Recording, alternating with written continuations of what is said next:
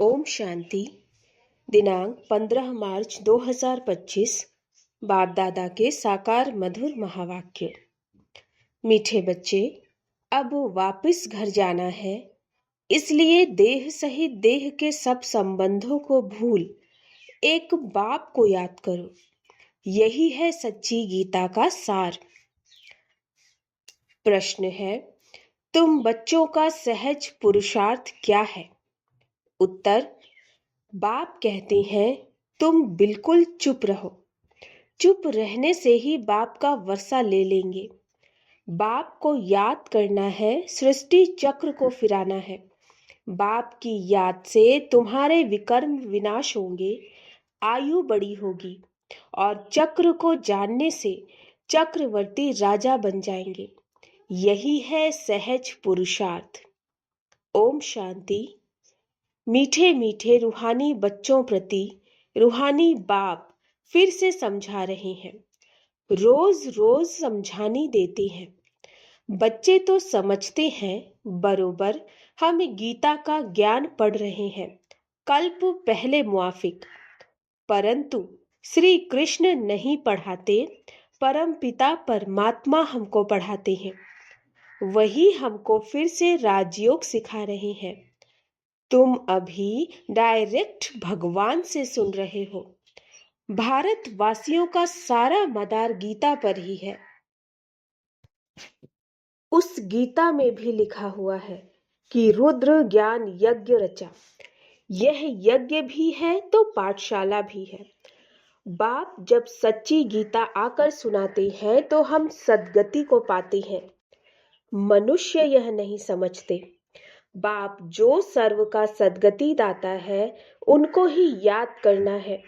गीता भल पढ़ते आए हैं, परंतु रचयिता और रचना को न जानने कारण नेति नेति करते आए हैं। सच्ची गीता तो सच्चा बाप ही आकर सुनाते हैं। यह है विचार सागर मंथन करने की बातें। जो सर्विस पर होंगे उनका अच्छी रीति ध्यान जाएगा। बाबा ने कहा है, हर चित्र में जरूर लिखा हुआ हो, ज्ञान सागर पतित पावन, गीता ज्ञान दाता, परम प्रिय परम परमात्मा, परम पिता, परम शिक्षक, परम सतगुरु शिव भगवानुवाच। यह अक्षर तो जरूर लिखो जो मनुष्य समझ जाए। त्रिमूर्ति शिव परमात्मा ही गीता का भगवान है, ना कि श्री कृष्ण। ओपिनियन भी इन पर लिखाते हैं। हमारी मुख्य है गीता। बाप दिन प्रतिदिन नए नए पॉइंट्स भी देते रहते। ऐसे नहीं आना चाहिए कि आगे क्यों नहीं बाबा ने कहा। ड्रामा में नहीं था। बाबा की मुरली से नए नए पॉइंट्स निकालनी चाहिए। लिखते भी हैं राइज और फॉल। हिंदी में कहते हैं भारत का उत्थान और पतन। राइज अर्थात construction of deity dynasty. 100% purity peace prosperity की स्थापना होती है। फिर आधा कल्प बाद फॉल होता है, डेविल डिनाइस्टी का fall. Rise and construction deity dynasty का होता है। फॉल के साथ डिस्ट्रक्शन लिखना है। तुम्हारा सारा मदार गीता पर है। बाप ही आकर सच्ची गीता सुनाते हैं। बाबा रोज इस पर ही समझाते हैं। बच्चे तो आत्मा ही हैं। बाप कहते हैं इन देह के सारे पसारे विस्तार को भूल अपने को आत्मा समझो। आत्मा शरीर से अलग हो जाती है तो सब संबंध भूल जाती। तो बाप भी कहते हैं देह के सब संबंध छोड़ अपने को आत्मा समझ मुझ बाप को याद करो। अभी घर जाना है ना। आधा कल्प वापस जाने के लिए ही इतनी भक्ति आदि की है। सतयुग में तो कोई वापस जाने का पुरुषार्थ नहीं करते। वहां तो सुख ही सुख है। गाते भी हैं, दुख में सिमरन सब करें, सुख में करे न कोई। परंतु सुख कब है, दुख कब है, यह कोई नहीं समझते। हमारी सब बातें हैं गुप्त। हम भी रूहानी मिलिट्री है ना। शिव बाबा की शक्ति सेना है। इनका अर्थ भी कोई समझ न सके। देवियों आदि की इतनी पूजा होती है, परंतु कोई की भी बायोग्राफी को नहीं जानते। जिनकी पूजा करते हैं उनकी बायोग्राफी को जानना चाहिए ना। ऊंच ते ऊंच शिव की पूजा है, फिर ब्रह्मा विष्णु शंकर की, फिर लक्ष्मी नारायण राधे कृष्ण के मंदिर में है, और तो कोई है नहीं। एक ही शिव बाबा पर कितने भिन्न भिन्न नाम रख मंदिर बनाए हैं। अभी तुम्हारी बुद्धि में सारा चक्र है। ड्रामा में मुख्य एक्टर्स भी होते हैं ना। वह है हद का ड्रामा, यह है बेहद का ड्रामा। इसमें मुख्य कौन कौन है यह तुम जानते हो। मनुष्य तो कह देते हैं राम जी संसार बना ही नहीं है। इस पर भी एक शास्त्र बनाया है, अर्थ कुछ भी नहीं समझते। बाप ने तुम बच्चों को बहुत सहज पुरुषार्थ सिखाया। सबसे सहज पुरुषार्थ है तुम बिल्कुल चुप रहो। चुप रहने से ही बाप का वर्षा ले लेंगे। बाप को याद करना है, सृष्टि चक्र को याद करना है। बाप की याद से तुम्हारे विकर्म विनाश होंगे, तुम निरोगी बनेंगे, आयु बड़ी होगी। चक्र को जानने से चक्रवर्ती राजा बनेंगे। अभी हो नर्क के मालिक, फिर स्वर्ग के मालिक बनेंगे। स्वर्ग के मालिक तो सब बनते हैं, फिर उसमें है पद। जितना आप समान बनाएंगे उतना ऊंच पद मिलेगा। अविनाशी ज्ञान रत्नों का दान ही नहीं करेंगे तो रिटर्न में क्या मिलेगा। कोई साहूकार बनते तो कहा जाता है इसने पास्ट जन्म में दान पुण्य अच्छा किया है। अभी बच्चे जानते हैं रावण राज्य में तो सब पाप ही करते हैं। सबसे पुण्य आत्मा है श्री लक्ष्मी नारायण। हाँ, ब्राह्मणों को भी ऊंच रखेंगे जो सबको ऊंच बनाते हैं। वह तो प्रारब्ध है। यह ब्रह्मा मुख वंशावली ब्राह्मण कुलभूषण श्रीमत पर यह श्रेष्ठ कर्तव्य करते हैं। ब्रह्मा का नाम है मुख्य। त्रिमूर्ति ब्रह्मा कहते हैं ना। अभी तो तुमको हर बात में त्रिमूर्ति शिव कहना पड़े। ब्रह्मा द्वारा स्थापना, शंकर द्वारा विनाश, यह तो गायन है ना। विराट रूप भी बनाते हैं, परंतु उनमें ना शिव को दिखाते ना ब्राह्मणों को दिखाते हैं। यह भी तुम बच्चों को समझाना है। तुम्हारे में भी यथार्थ रीति मुश्किल कोई की बुद्धि में बैठता अथाह पॉइंट्स है ना, जिनको टॉपिक्स भी कहते हैं। कितनी टॉपिक्स मिलती हैं। सच्ची गीता भगवान के द्वारा सुनने से मनुष्य से देवता विश्व के मालिक बन जाते हैं। टॉपिक कितनी अच्छी है, परंतु समझाने का भी अक्ल चाहिए ना। यह बात क्लियर लिखनी चाहिए जो मनुष्य समझें और पूछें। कितना सहज है। एक एक ज्ञान की पॉइंट्स लाखों करोड़ों रुपए की है, जिससे तुम क्या से क्या बनते हो।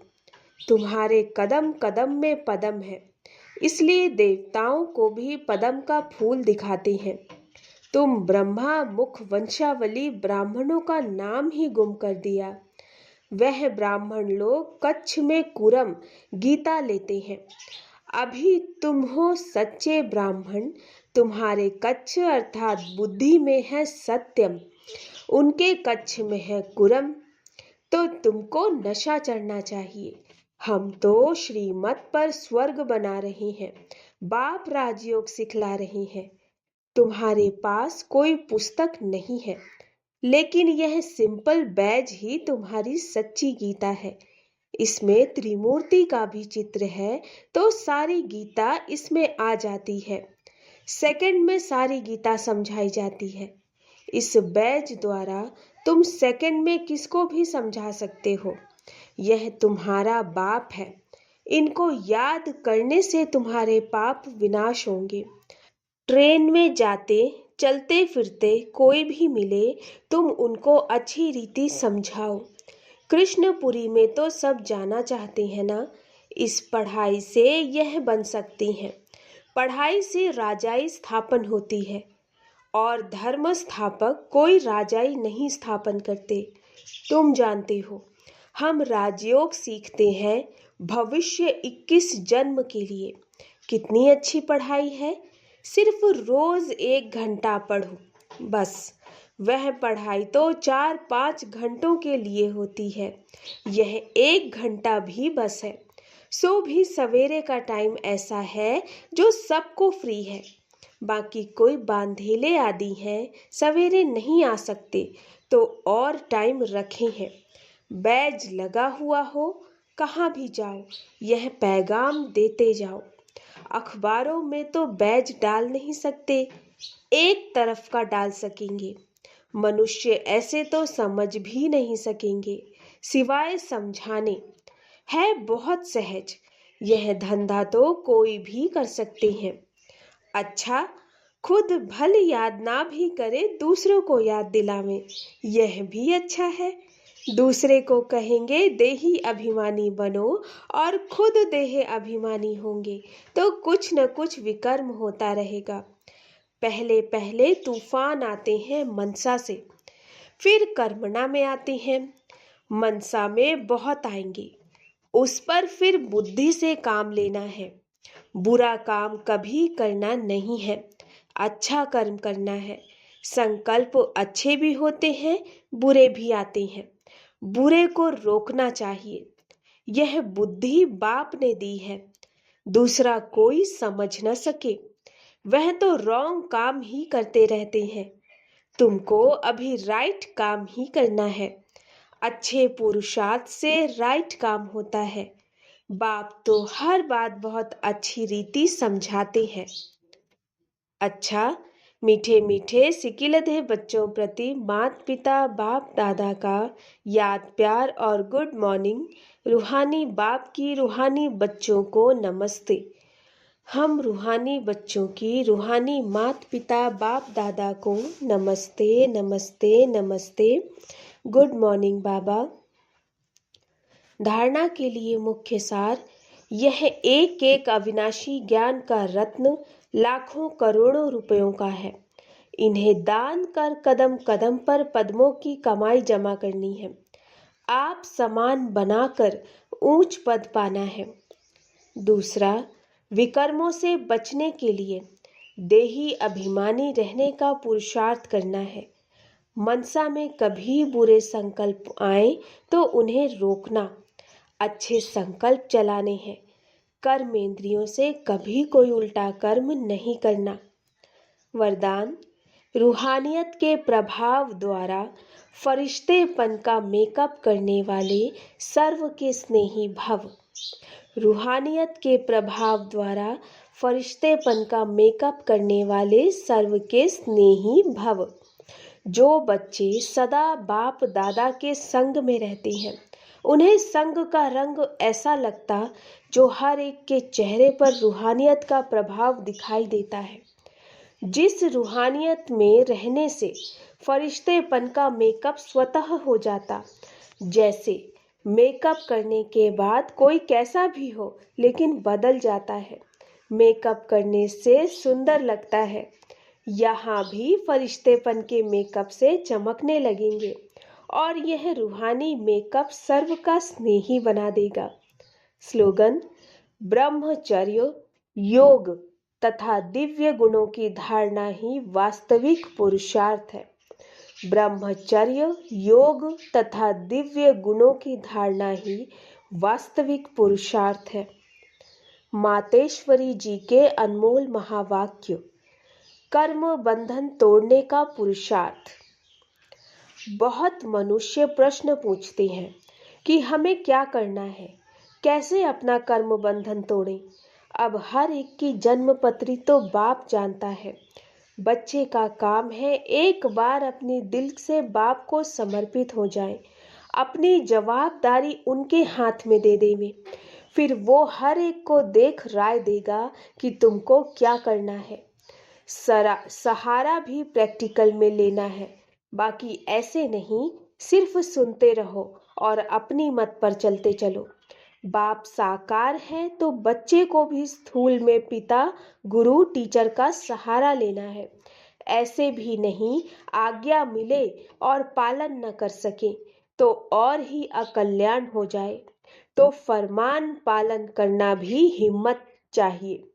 चलाने वाला तो रमजबाज है, वो जानता है इसका कल्याण किसमें है, तो वह ऐसे डायरेक्शन देगा कैसे कर्म बंधन तोड़ो। कोई को फिर यह ख्याल में नहीं आना चाहिए कि फिर बच्चों आदि का क्या हाल होगा। इसमें कोई घर बार छोड़ने की बात नहीं है। यह तो थोड़े से बच्चों का इस ड्रामा में पार्ट था तोड़ने का। अगर यह पार्ट ना होता तो तुम्हारी जो अब सेवा हो रही फिर कौन करे। अब तो छोड़ने की बात ही नहीं, मगर परमात्मा का हो जाना है। डरो नहीं, हिम्मत रखो। बाकी जो डरते हैं वो ना खुद खुश में रहते, ना फिर बाप के मददगार बनते हैं। यहाँ तो उनके साथ पूरा मददगार बनना है। जब जीते जी मरेंगे तब ही मददगार बन सकते हैं। कहाँ भी अटक पड़ते तो फिर वो मदद देकर पार करेगा। तो बाबा के साथ मनसा वाचा कर्मणा मददगार होना है। इसमें जरा भी मोह की रग होनी होगी तो वो गिरा देगी। तो हिम्मत रखो, आगे बढ़ो। कहाँ हिम्मत में कमजोर होते हैं तो मूंझ पड़ते हैं। इसलिए अपनी बुद्धि को बिल्कुल पवित्र बनाना है, विकार का जरा भी अंश ना हो। मंजिल कोई दूर है क्या, मगर चढ़ाई थोड़ी टेढ़ी बाकी है। लेकिन समर्थ का सहारा लेंगे तो ना डर है ना थकावट है। अच्छा, ओम शांति। ओम शांति मम्मा। अव्यक्त इशारे। सत्यता और सभ्यता रूपी कल्चर को अपनाओ। आपका बोल और स्वरूप दोनों साथ साथ हो। बोल स्पष्ट भी हो, उसमें स्नेह भी हो, नम्रता, मधुरता और सत्यता भी हो, लेकिन स्वरूप की नम्रता भी हो। इसी रूप से बाप को प्रत्यक्ष कर सकेंगे। निर्भय हो लेकिन बोल मर्यादा के अंदर हो, फिर आपके शब्द कड़े नहीं मीठे लगेंगे। अच्छा, ओम शांति।